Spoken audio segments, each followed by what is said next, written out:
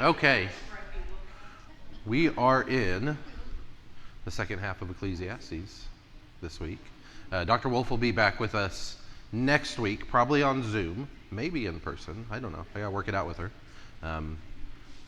But today we're going to go through 7:15 through 12:14, the second half of the book. Hopefully you got a chance to read some of it or all of it.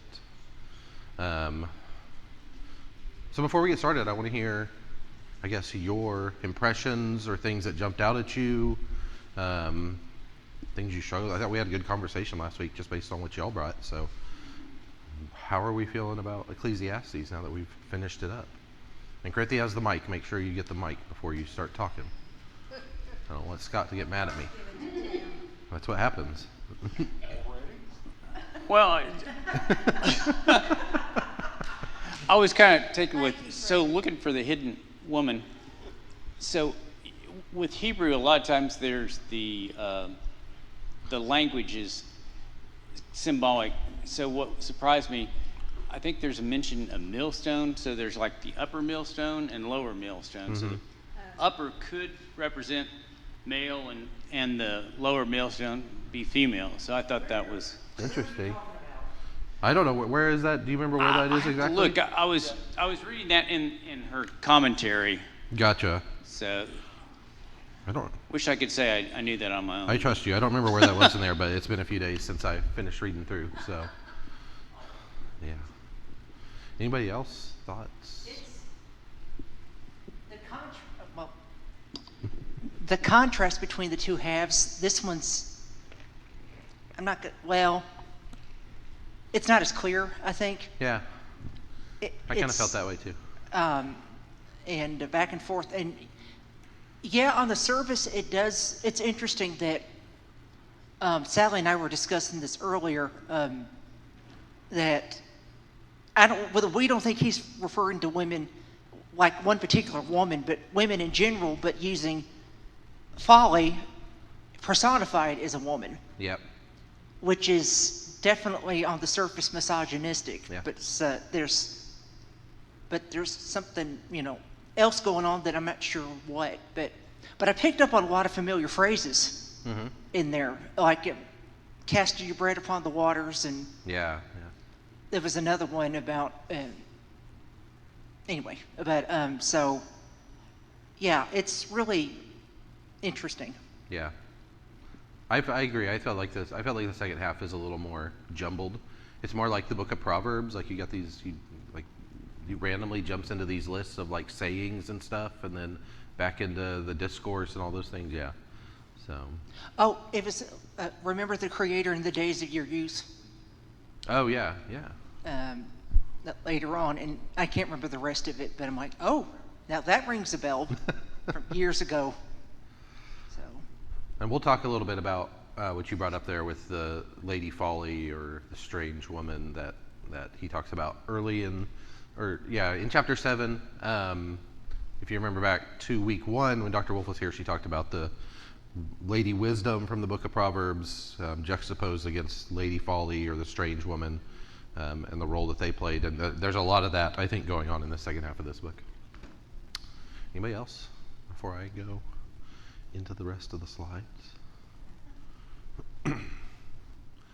I want to make sure I give everybody a chance. Well, we are looking for this question again. Where are the women hiding? I found this, I don't know about you, I found this half of the book, there are obviously like more references to women in this half of the book than there were in the first half. We really had to go searching in parts of it. And then there are bits again where we kind of, it's very ambiguous who they're talking about. I felt like this idea of carpe diem was much more centered in the second half of this book. The idea of seize the day, especially, we'll talk about a verse in particular from chapter 8 that kind of epitomizes that attitude. And I was thinking about it, how if we're going to, as Christian readers of this book, if we're going to hold on to this text as part of our sacred tradition and read it with a mind towards what is useful in Ecclesiastes for us as followers of Christ, how we square our imperatives to pursue justice and to work against oppression, how we square that with the idea of carpe diem. So that's one of the things I want to think about today is are those compatible ideas? Are they at odds with one another? Is this something we should consider jettisoning, or can we square that circle in some way of being both committed to justice and also living in this carpe diem, life is short, so enjoy it kind of way that the author of Ecclesiastes commends to us. So, yep, Mike over here, Tim. Well, the carpe diem reminds me of the Martin Luther, the reformer, talking about go out and sin boldly, meaning that sometimes you just have to act with courage, maybe to go along with politic, the courage to be. Sometimes you have to just go ahead and do it anyhow, because you never know, like, is the right thing, to zig or to zag. So sometimes you only figure that out on reflection. Yeah. So I always think that's challenging. One other thing I did hear that was interesting about social justice. So, and this is almost in terms of democracy too, is that while a lot of us are committed to social justice, what about equality? Are we going to treat the same people that are our opposition and treat their ideas as equal, or are we going to say, yeah, we got a veto with their Yeah. So to me, I thought that was an interesting way to put it, because if your commitment's to the social justice and they do things that threaten that, where are you going to decide? And to me, that would come into play with carpe diem. Do you act boldly, or do you just kind of sit back and say, well, everyone's equal and all ideas are equal? I guess that brings up a question of how do we interpret this idea of carpe diem as like more of a libertarian live and let live way, or the way I almost read it, especially, so we'll talk more about verse 8:15, but is this idea of like ensuring the good life for as many people as possible. But I hadn't thought about the Martin Luther quote, but that kind of, that makes sense. I'm glad you brought that up. That's something I had thought about. The question you posed, the thing that strikes me in the book was about wisdom. Because if you have wisdom, then carpe diem is going to lead you to the justice. So that was kind of the connection that I saw. That if you are not wise, then you will seize the day, but in a way that may not be beneficial. Yeah. But if you have that wisdom that comes from faith and all of that, then that's going to help you, even as you're doing that, to do the right thing. Yeah. So to me, that was kind of the linchpin as I'm thinking about the question you asked. That possessing that wisdom as kind of the foundation for then setting yourself up for a good life. That's a very Augustinian idea of like, the virtues shape you, shape character. Character determines the fruits of your life in a lot of ways. It seems to me that I think you need a balance with the carpe diem, with the social justice. It's like whatever that misquoted comment from the Talmud about you don't have to do everything in the world, but you're not free from not doing it. Yeah. Because nobody can do everything. Yeah. And so, and everybody wears out at some point, because, I've known multiple people with even a nonprofit, and burnout is very high within nonprofits because it's such hard work for not a whole lot of reward. Yeah. Of course, reward's not the point, but yeah. Yeah, no, I get what you're saying, though, for sure. So, but yeah, I think there's got to be a balance. Yeah. So, because you definitely, ought to enjoy your life, because it is short relatively. So. Yeah, I think that's a really good point. That's something I was thinking about too. I have experienced a lot in life, especially when I was doing political work and that kind of thing. This idea, I think, especially among progressive people, that like justice is such a pressing issue that it always has to be on our mind. We always have to be aware of it. We always have to be pushing for more, against injustice and those things. and this idea that taking a moment to rest or doing things for yourself is indulgent in some way, or is abandoning the cause of justice. I often, in contrast to a lot of my fellow travelers on the left, I cringe at the phrase, everything is political. It's like, no, some things have to be outside the bounds of politics, or we lose our minds. We have to be able to rest. We have to be able to sit back a little bit. I think Fred had a question over here. Oh, no, I was just scratching my... Oh, okay. But Tim will take it.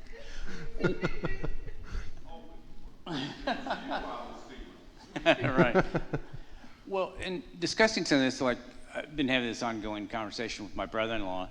He's like, well, is there one principle that you would die for, on a hill that you die for? And I'm like, but the problem with all that is, for me, every rule kind of statement has its exceptions. Mm-hmm.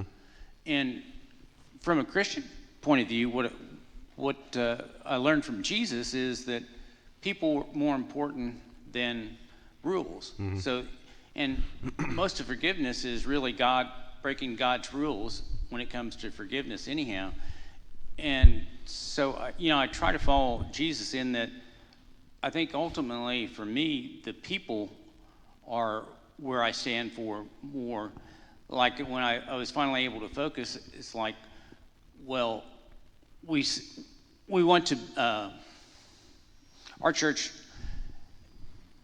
advocates for LGBTQ mm-hmm.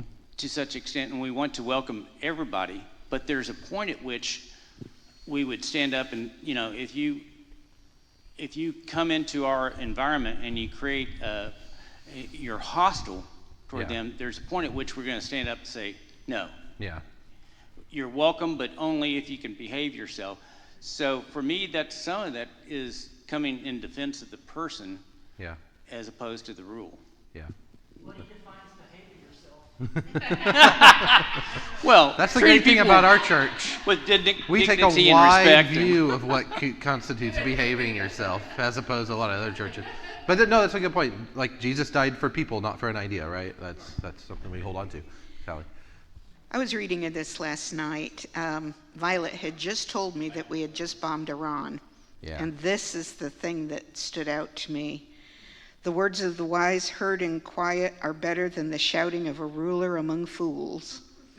Wisdom is better than the weapons of war, but one sinner can destroy much good.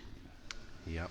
And right before that, there's a talk about a siege. A great king sieges a small town that has few people in it. Yep. But the words of a wise man, a poor wise man, are able to save the town.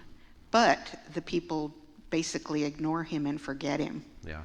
So what does that say about us as humans, It's just over and over and over. That first verse you mentioned, that's one that I've seen online and have thought about a lot. Words of the wise, yeah. Thanks for bringing that up. I forgot that was in here.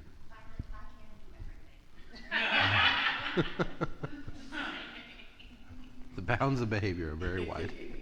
Much more than in the Lutheran church I grew up in. It's very small. Anybody else? Before we move on? Y'all came prepared. I love it. Well, in reading the second half of Dr. Wolf's book the other day, I was trying to figure out how to organize this, because I agree with Violet. This half of the book feels much more jumbled together. The first half felt like this progression of an argument across the 6.5 chapters we read. And this second half, you can kind of perceive where that argument keeps happening, but then it's interspersed with these other things. And so instead of going through it chapter by chapter like we did last week, I had these three big questions that really stood out to me. And the first two are ones that Dr. Wolf raises in the book. And then the third one was mine that I just talked about a moment ago. So first question is, does this material apply to everyone or only to males? That was early on. She asked that, I think, like in one of the first chapters or the first pages of the second half of this book. And then whose work allows for the Carpe Diem, which is related then to this third question, is what does Carpe Diem mean for us as Christians? So I kind of want to move through these. These questions will make more sense why I'm organizing this way as we get into them here. So she asks on page 127, this is from Dr. Wolf, she's speaking about the words in verses 7:15 through like 7:23. So right at the beginning of this section that we're tackling today, where the author is talking about wisdom and talking about the way to live life. And Dr. Wolf asked the question, does this material apply to everyone or only to males? Did it then? Does it now? How can we know or decide? And I thought, I'm grumpy at Dr. Wolf for burying this question on page 127, because I think this is a lot of the organizing questions that she's asking around Ecclesiastes and reading it through a feminist lens. Is this material that's for everybody, or is this material that is for rich white men who are in charge of things? Yeah, we can tell her. We got to this question. You buried the lead way down in there. So I thought it was a really good question, and I know that I want to answer the question that yes, this applies to everybody. That's my desire with any of the texts in the Bible, but it's not always easy, and I think we have found, especially last week in some of our conversation, that it's not easy in this book. And then these questions she tacks on at the end here. Who did it apply? Contextuality matters, right? The context in which you're reading matters. Did it apply to everybody in 2nd century BC Israel? Probably not. Does it now? Well, that's for us to decide. And how can we know or decide? What are the interpretive tools we're taking to this? What are the traditions within our tradition that we bring to this that give us some answers on how we read Scripture and what we read Scripture for? Something like a feminist hermeneutic, like we've been talking to. Did you raise your hand? Yeah. You have the mic. Hello. So as I read your question and think about what you said, the thing that by extension strikes me is that Ecclesiastes is actually one of the full books that was in the Negro Slave Bible. Oh, interesting. Yeah, not all chapters, all books that were like in the King James were in that, but Ecclesiastes is one of the few chapters that is completely in that. So as you ask this question, that gives me an extended way to think about it, because why was that one of the chapters that was in there? So when we think about who's included or excluded, that really sticks in my mind as we process and think about this question, is that idea of who does this speak to, who's accountable, and who's not. Yeah, for sure. And you can extend it beyond gender and think about it in terms of race. So what is it about this chapter, this book of the Bible, that was in that Bible, which was so curated to tell a certain story? So as you talk about that really strikes me.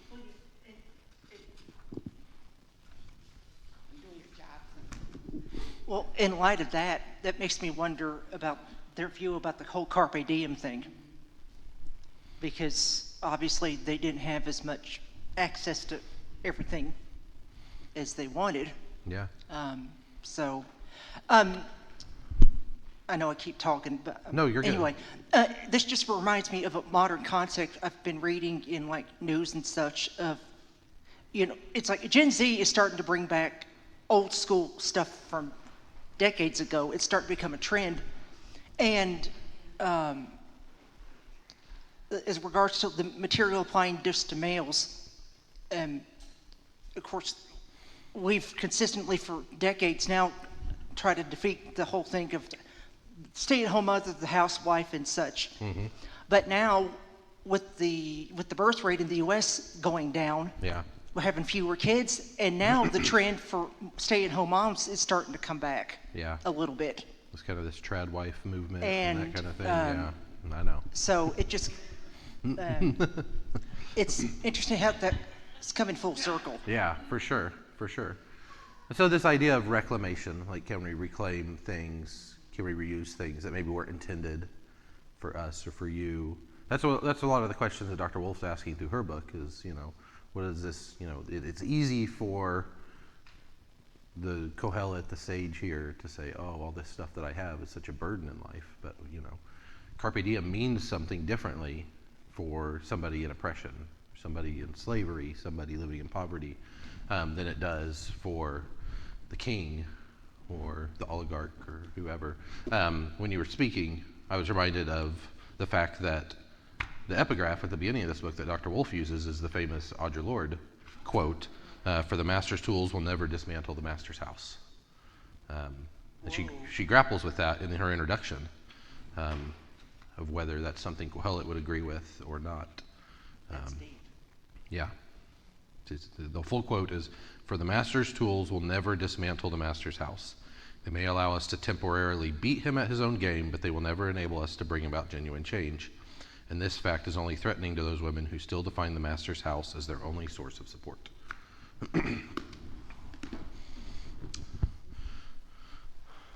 So we talked a little bit a few minutes ago about this idea of the strange woman, and I wanted to highlight where that popped up here, because we're looking for where are the women in Ecclesiastes.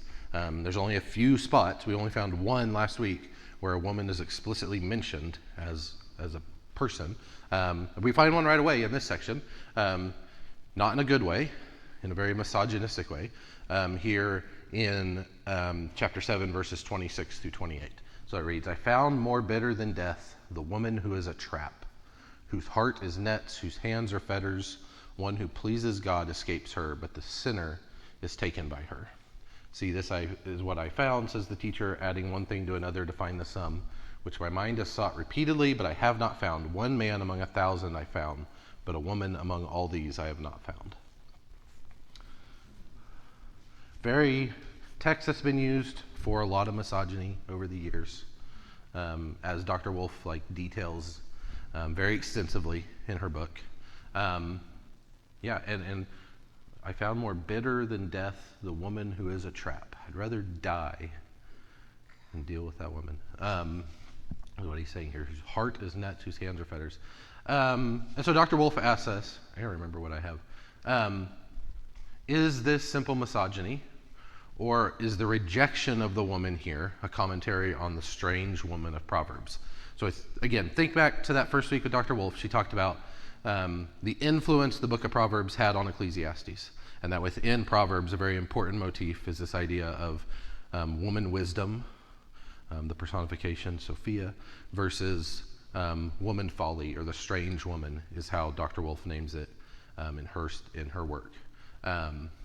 And that woman wisdom, if Proverbs is a text being written to young men, which it most likely was, then using this metaphor of chasing after women was something that would get their attention. And so the author is telling him, chase after woman wisdom and ignore lady folly, or the strange woman. And so Dr. Wolf is asking here that when we get to 726, this is a verse that has been used to oppress women. It's also a verse that has been rejected by feminist hermeneutics as something that is useful, or something that is worth studying. And Dr. Wolf is asking, can we reclaim this text? Is this simple misogyny, or, like Proverbs, is Kohelet channeling that rejection of the strange woman? And when Kohelet says, "I found more bitter in death the woman who's a trap," is he talking about the strange woman of Proverbs here? Is he using this idea of a strange woman as a metaphor for the follies of life and for the traps of life, and commending them to instead pursue wisdom? I thought this quote from Dr. Wolf, that she doesn't really answer that question. She kind of leaves it open-ended for us to think about. But I thought this quote from her on the implications of that were really important. She said, "It seems possible to argue that if Kohelet is talking about the personification of woman wisdom and the strange woman, rather than about actual women, that might get the sage off the hook, as it were, as a woman hater. But an effective metaphor has to be grounded in the audience's shared assumptions about the imagery it uses. Thus, the Proverbs-based good versus evil woman rhetoric situates Kohelet in the androcentric, patriarchal, and even misogynistic context of the ancient Israelite sages." So what she's saying there is, even if Kohelet is referencing the strange woman versus woman wisdom here, that still is framing this argument within misogyny. It's still using women, the image of a woman, as a tool and as one to be avoided. So, interesting place here that the first major grappling with the character of a woman within Kohelet. It doesn't shed good light on where are the women in this text necessarily. Yeah, I want to hear y'all's thoughts.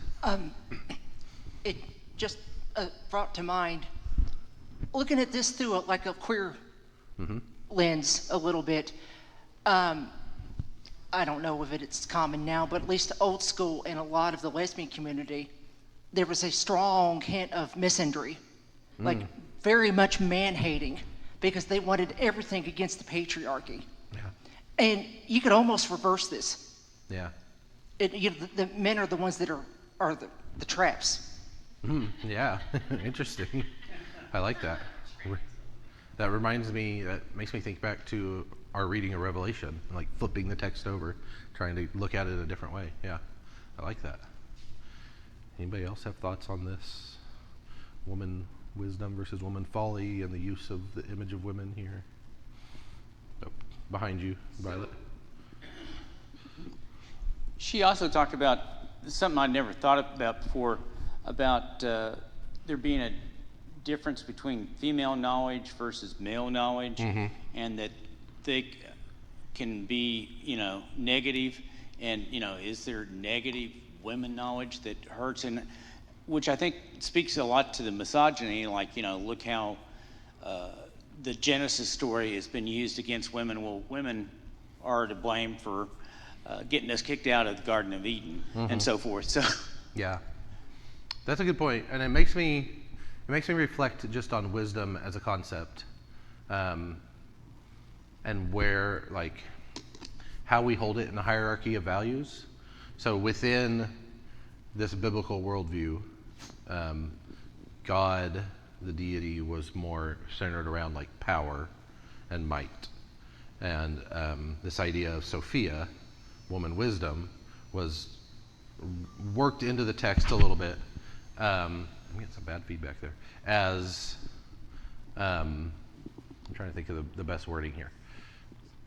An alternative to the view of God as power, and trying to personify something that wasn't usually associated with God. Not that God wasn't wise, but like the especially in like really ancient cultures, God was powerful, and that was the most important thing about God. And so where do we hold wisdom in this hierarchy of values? And especially thinking in our context in 2025, we rank wisdom, knowledge, intelligence, some of us do, very highly in how we think about what a good life is or what an important life is. There's a difference between intelligence and wisdom. Yeah, there's a difference between intelligence and wisdom. That's true. I shouldn't equate those two things. But, just asking this question of, and thinking about the first half of Ecclesiastes and how dismissive Kohelet is of wisdom as something that can ensure a good life, and almost uses carpe diem as an alternative to pursuing wisdom in life. And so, even if Kohelet is drawing on woman wisdom versus woman folly here, Kohelet hasn't had much good to say about wisdom up to this point anyway. So why would, I don't know. I'm just asking questions. I'm kind of thinking out loud to y'all as we do this here together. So, any other thoughts before we move on?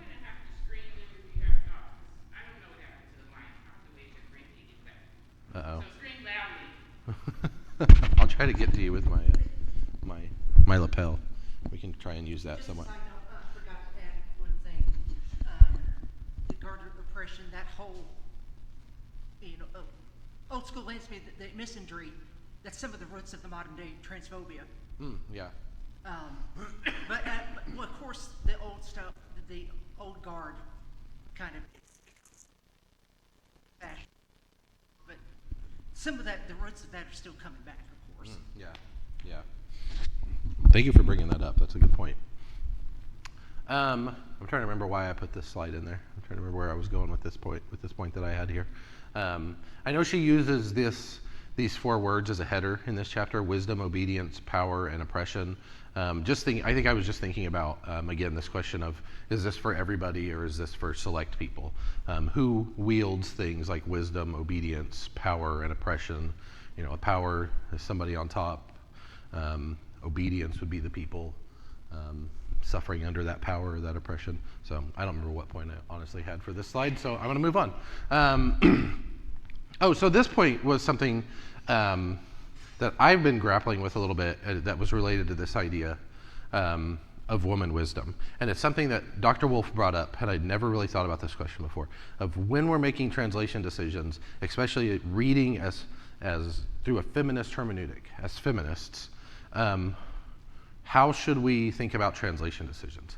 So Dr. Wolf talks about how the NRSV Bible, which is honestly like my preferred text. It's that Bible I brought that first week. Dr. Wolf was in here and showed you all.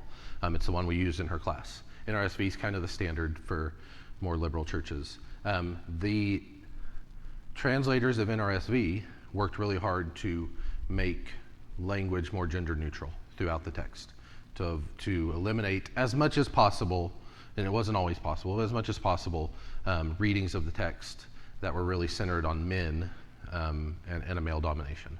But Dr. Wolf raises the question throughout this book of whether that is a good thing from a feminist hermeneutic, or whether that covers up misogyny and patriarchy, whether that is just a cover over them, and whether in fact we should hold on to the original male-centric patriarchal texts as a way of being aware of what's going on and of not covering over something that we may find uncomfortable now, or to try to make the words of these authors something that it wasn't in the first place, which I thought was a very interesting question, because my tendency has always been to go gender neutral in my reading of the Bible and in the language I use, especially the language I use about God. But are we just covering something up? That makes me feel better about this. Makes you feel better about yourself for using he and him? I've made progress. You have made progress. We've all made some progress. Yeah. I mean, if we've gotten to the point where we notice the distinction, okay, then that's, You gonna try?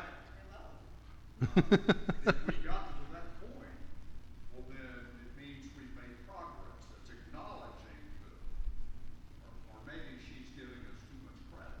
No, I think it's a point, like, if we're looking at this progression here from using just like exclusively male language to then using gender neutral language to then being comfortable enough in our reading of scripture and our understanding of gender to then revert back to once again using the original language because we're aware of what it's doing and it's aware of how we're reading and what effect it's having on us. I think that is like we've made some progress, not to give ourselves too much credit. I think that's one of the most insightful points that's come out of this. Yeah, agreed. And that is that we've got this, you know, let's admit it, it's not a simplistic task Mm-hmm. to, as we all know, if we learn all the original languages, or we thought we could sort them out, Yeah. and put them in their right bucket where this fits and that fits, et cetera, and we assume that we could correctly Yeah. do that, even if we did. Well, and we, I think, as English speakers, I think we grapple with this in a different way than people who speak other languages do, because we don't speak a language that has gendered tenses and pronouns. And so I know that there's this debate about, for instance, to just use one example, the term like Latinx. Is that an inclusive term? I know I'm getting some looks here. So when referring to people of Hispanic or Latino origin, using Latinx rather than Latina or Latino. We did that. I took a class at Garrett that was Latinx theologies. Whether that is an inclusive thing to do, or whether you are negating the Spanish language, which specifically does gender things, not in a patriarchal way necessarily, just in a that's how the language is built. It's built on, Latin, which did that thousands of years ago. We don't have to grapple with that in English necessarily. We have the use of they if we need it, which can be clunky, but can also be useful. But you can't necessarily, like using ustedes in Spanish to refer to try and do gender neutral, just doesn't, it doesn't work. That's not how the language works. Yeah. Hebrew's gendered, isn't it? Yeah, Hebrew is gendered. Hebrew makes some interesting gender decisions about. He's trying to give you the mic. It's fine. Hebrew is gendered, so that's a good point. Yeah, so I agree with Fred. I thought this was a really profound question that Dr. Wolf raises throughout this book.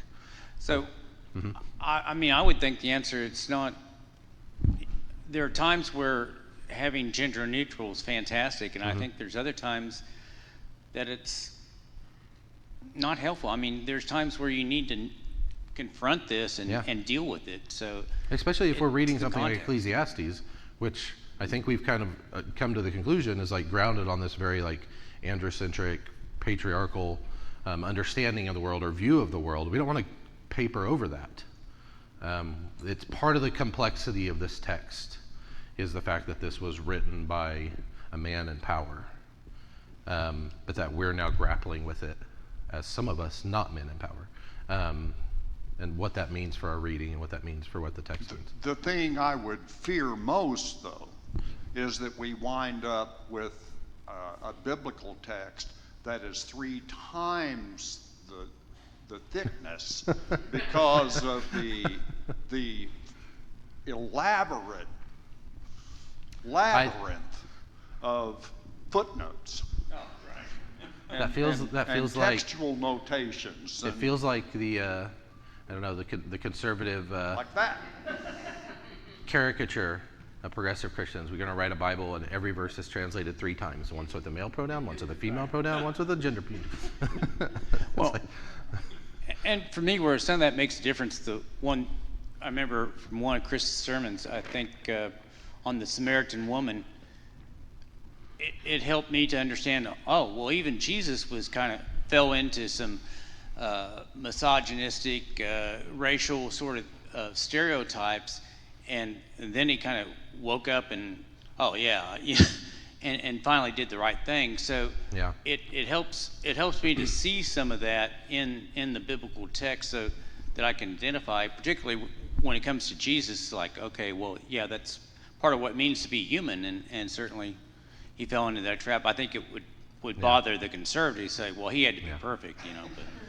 But I tell you what all this conversation does. It triggers in me a latent elitism around theology in the Bible, which is that like trust pastors who went to good seminaries, where seminaries that require that they learn Hebrew or Greek or both, and don't trust people who went to Bible colleges that didn't, because you can't, like, you have to grapple with these languages the way they were written.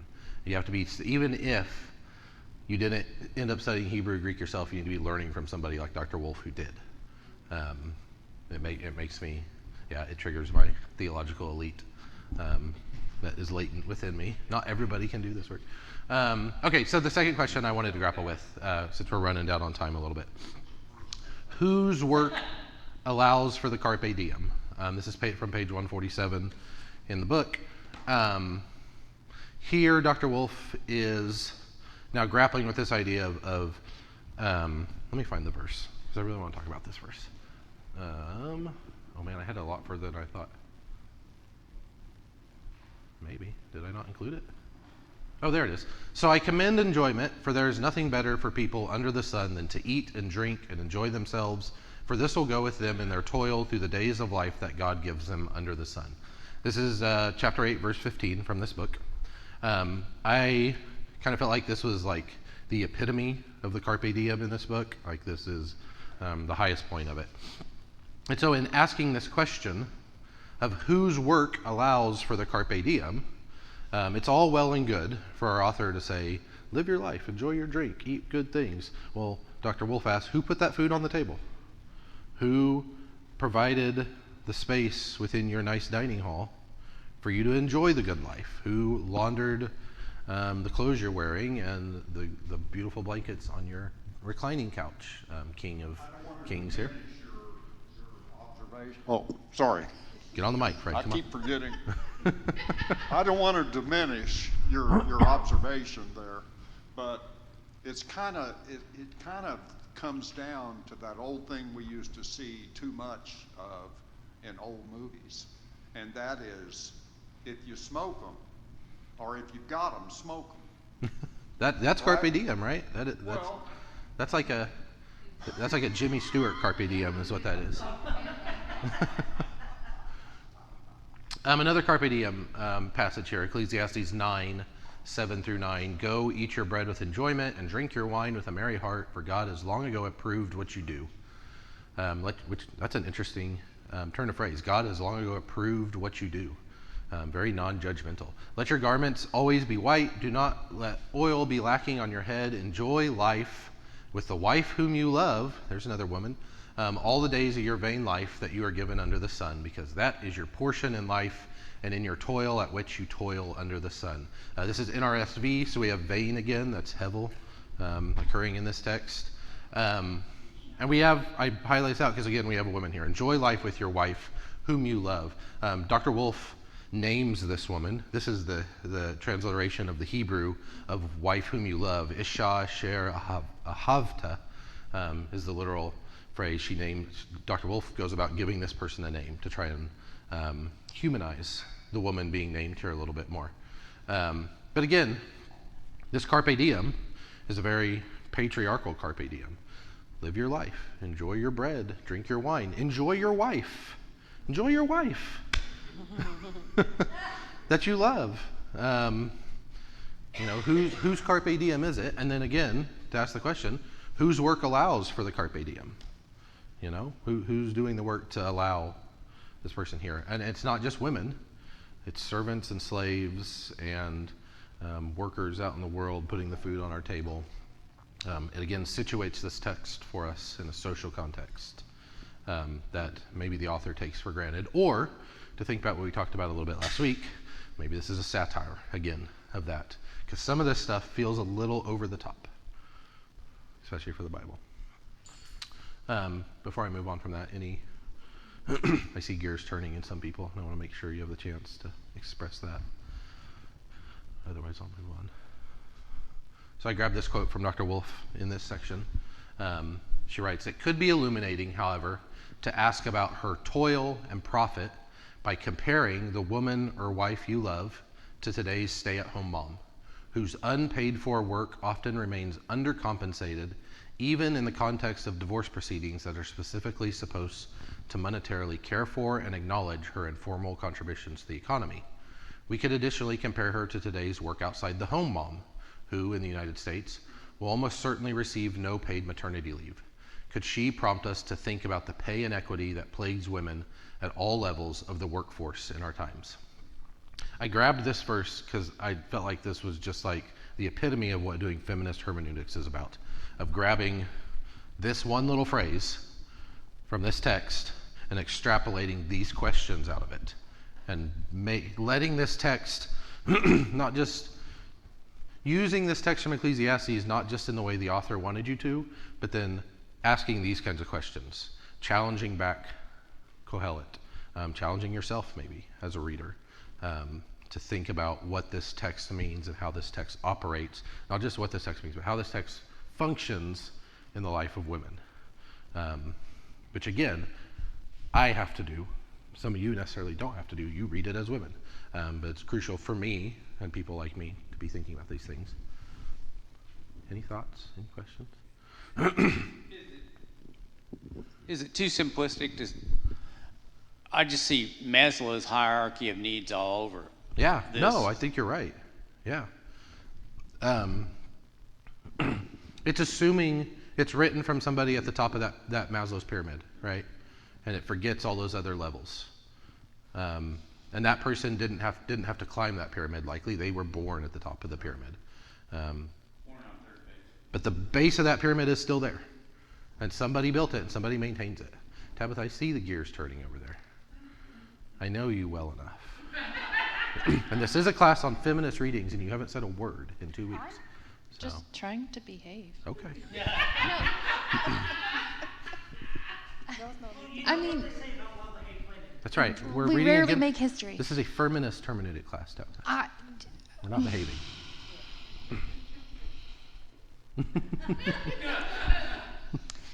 You have to Maslow before you can bloom, That's right. first of all. But, you can very easily take a look at all female-dominated careers and see that the mindset has not changed. Even though, like, we're loud about it. Some of us are loud about it. But we consider stay-at-home work unpaid work, even though, I know women who stay home because it's less expensive to keep their children at home than it is to put them into childcare, but then we call that unpaid work. Yeah, you get no tax break for that. None whatsoever. And then we have like the female-dominated industries like education and nursing and like patient care. Service. The economy. service industry is female-dominated, and we are underpaid and underserved, but it's, I mean, in a way, it's not dissimilar to a lot of the farming work that immigrants fill the positions. Like, nobody wants to do that job. Yeah. Because nobody, like, they're not treated equitably. And it just makes me angry. Yeah, I think it's interesting and important when we're thinking about reading a text like this from a feminist hermeneutic that it's impossible to unlink it from the other vectors of oppression that people experience. So, you know, it's a feminist hermeneutic, but we can't not read a queer hermeneutic into this like you did earlier. And we can't not think about liberation theologies and the poor and the oppressed.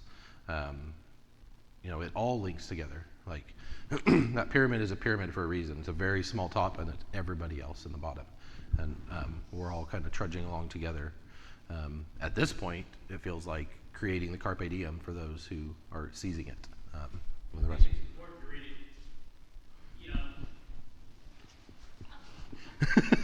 You're doing Look so at good, between Trent, yeah. war between sexes, but also economic. I mean, just I've been trying to deal with this idea. It's pointed out to me that back in the 90s, there were like 60 some billionaires, and now we have over 800.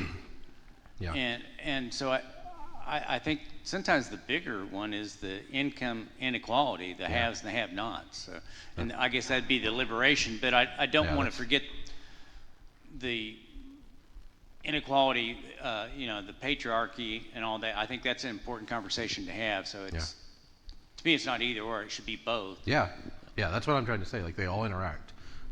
Feminist theologies, queer theologies, womanist theologies, liberation theologies, they all interact. As we get close to our time here, I wanted to, this is the last question I had. What does carpe diem mean for Christians? Setting aside the fact that we've grappled about how carpe diem's achieved, not necessarily setting aside, but aware of those things, if the takeaway that Kohelet has for us in this text is live your life. Like, the justice is there. I'm reminded of Jesus' words. You always have the poor with you. The injustice is there. The work is there to be done. It's going to be there to be done. You should do it, but also enjoy life while you can, because odds are you aren't going to eliminate it all. What does that mean for us as Christians who are crucially formed on Jesus' words about loving our neighbors, caring for the poor, serving those who are in need, loving our enemies? I know we talked a little bit earlier about those who we consider our enemies and how they feel. You know, how do we grapple with these things?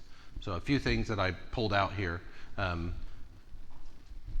Dr. Wolf paraphrased a whole section of this book as there is no justice, only death. Not her words necessarily, her paraphrase of what Kohelet is telling us in the second half of this book. That in the end, we all die, the good and the bad alike, the rich and the poor alike, and that is the one certainty in life. And so how do we grapple with that? Does it make carpe diem a little more alluring or a little more imperative for us?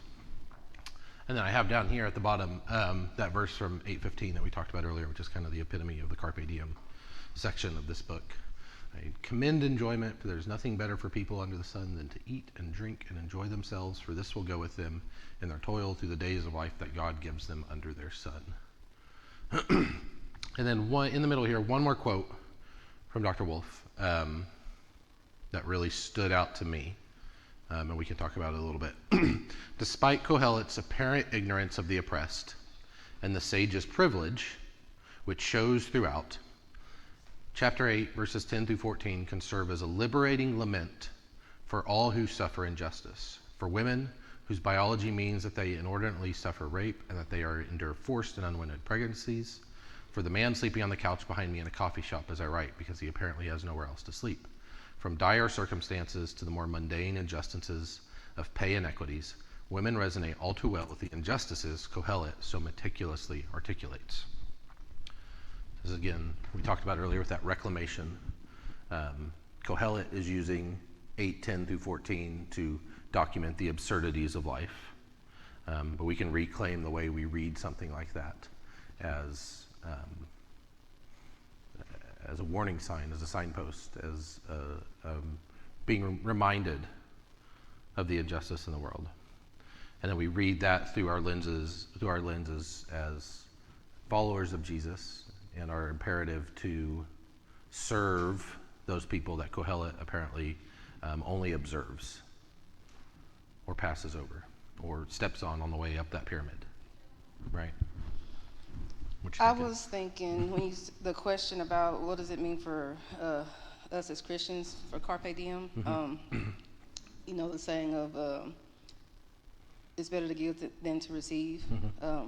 So in my opinion, as Christians, all parts of living your life won't be great as a Christian, but you continue to live your life by giving to others, because those things feel good. Those things give back to you, even though you're giving to somebody else. You know, you feel good about it. So in my opinion, if you do those things as a Christian, that's Carpe Diem to me. Yeah. Even the bad parts where you might suffer some consequences for doing something that's right for someone else. Yeah. That's still, to me, Carpe Diem, because you're living your life the way Christ would have you live your life. Yeah. So you're saying, like, we get to decide what Carpe Diem means. Yes. What does it mean to seize the day? It doesn't necessarily have to mean, like, Eat, drink, and be merry. yeah, I mean, yeah. bacchanal and gluttony and that stuff. Right. But that's kind of similar to what I was thinking a little bit. Mike, as I pondered on this question the other day, was starting to put together this theology that I want to flesh out a little bit more, but this idea that, like, if Carpe Diem is what's commended to us in Ecclesiastes, if that is what, at the end of these 12 chapters, we are to take away, like, seize the day, live your life. If we put that in conversation with our duties as Christians, then to me that speaks to, like, a duty to work to eliminate injustice. Because it's not just about seizing my day, it's about everybody having the opportunity to Carpe Diem. Everybody, like even those who right now don't have the place for that. And so part of our work is getting to that point where hopefully one day we can all recline on our couches and drink our Everyone wine. At the bottom, can yeah. recline, It's really both. I mean, do the things, go out and mission and take care of others, but also seize the day for yourself, because like caregivers at some point they got to rest. Yeah, yeah. And Richard Ward's all about that too, the action and contemplation. Those you just can't give and to the point that you give out and you don't help anyone if you don't take care of yourself. So I think it's like Violet was saying, it is about trying to find the balance. Yeah. That's what we were talking about back at the beginning, right? Like this idea of like not the phrase "everything is political." Like it's a privileged phrase. We all need time to rest. We all need time to recharge. We all need time to just enjoy the things in life that we enjoy, whatever that may be. All right, I have a question for us all. Okay. So, as a Christian in this justice, when I drove into the parking lot, there's a homeless man in our front of the church under a tree sleeping. Now, as a Christian, what should be our actions? That's the big question. That's one of the big questions, right? Like, should we go over there and check on that person? Should we yell from the parking lot, "Carpe Diem"?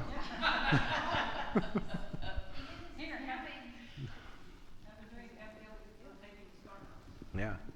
I know, before we get to that, I know I struggle with that question a lot. Especially, I come in here every day during the weekday with Hollis at my side. you know? And I balance this idea of wanting to do that kind of service and to show Hollis that kind of service with also wanting to keep Hollis safe and not necessarily knowing how that person's going to react when I walk up to them or when I start talking to them.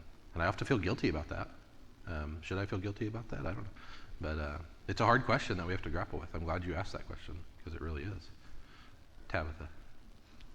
Tim, to your statement, my therapist is regularly hammering into my head the phrase "you can't pour from an empty cup," and how the actual meaning of that is you have to have your cup full, because what you pour into others is the overflow. You're not emptying yourself to fill others up, and I think it's garbage, but whatever. I know it's the truth, but I'm in denial.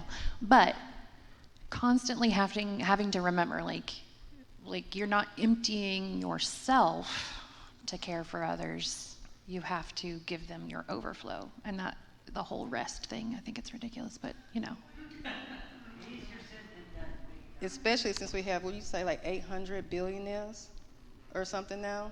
They need to be filling up people's, I know, think because so. they have an overflow. That's right. But also, she when she mentioned about, unpaid, like stay-at-home moms is unpaid, but yet you take them to daycare and those people get paid.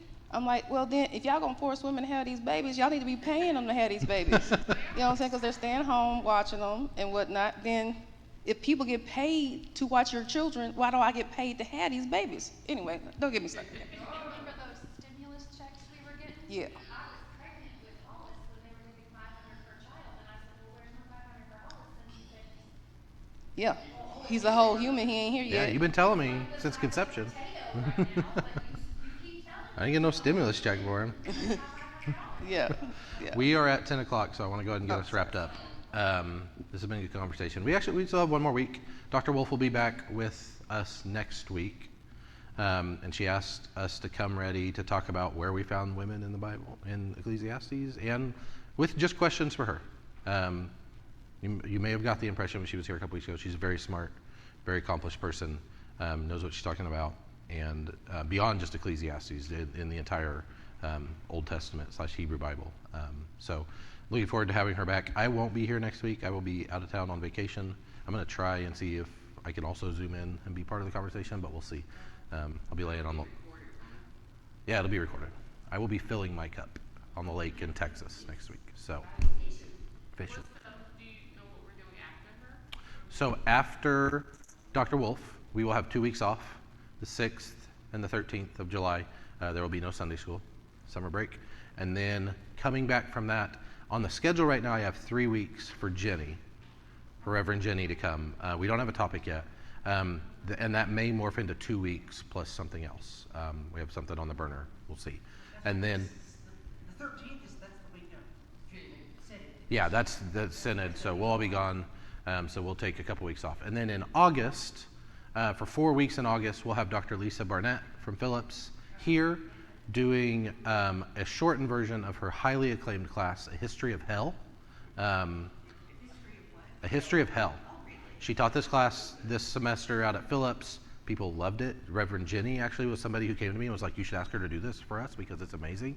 So look forward to that. Dr. Barnett, if you haven't met Dr. Barnett, is wonderful. She does a lot of indigenous theologies, which I'm excited about, but also this class on the history of hell is going to be really cool.